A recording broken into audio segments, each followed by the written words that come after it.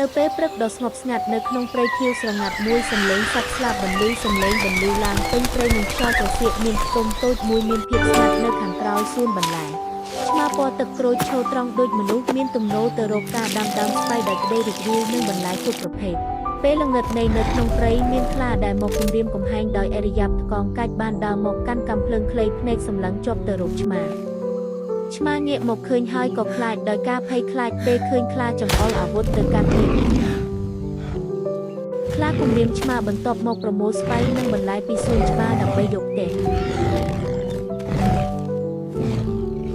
ដោយភ័យស្លន់ស្លោឆ្មារត់គេចខ្លួនតាមដើមឈើដោយការតក់ស្លុត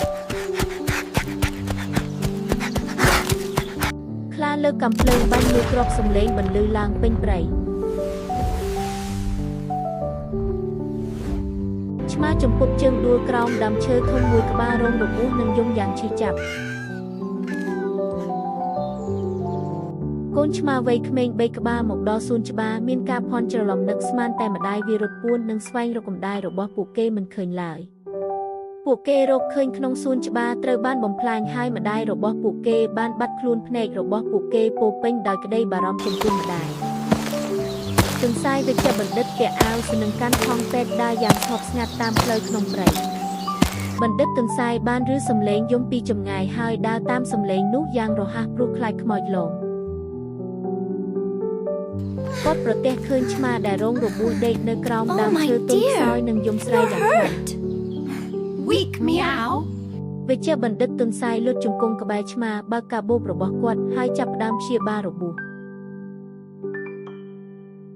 ឆ្មាដែលឥឡូវត្រូវបានបង់រុំហើយអាចក្រោកឈរបានហើយអរគុណលោកវិជ្ជបណ្ឌិតទន្សាយទាំងទឹកភ្នែកអួលអាក់ឆ្មាដើរយឺតត្រឡប់ទៅខ្ទមរបស់វាវិញដោយបង់រុំប៉ុន្តែតាំងចិត្តព្រោះនឹកកូនទាំង3នៅក្នុងផ្ទះឆ្មាដឹងថាកូនឆ្មាបានបាត់ទៅហើយចាប់ផ្ដើមស្វែងរកយ៉ាងតក់ស្លុតក្នុងហាតីឆ្មារកឃើញកូនរបស់វានៅតែរងចាំម្ដាយក្នុងបំណះស្បៃដែលខូច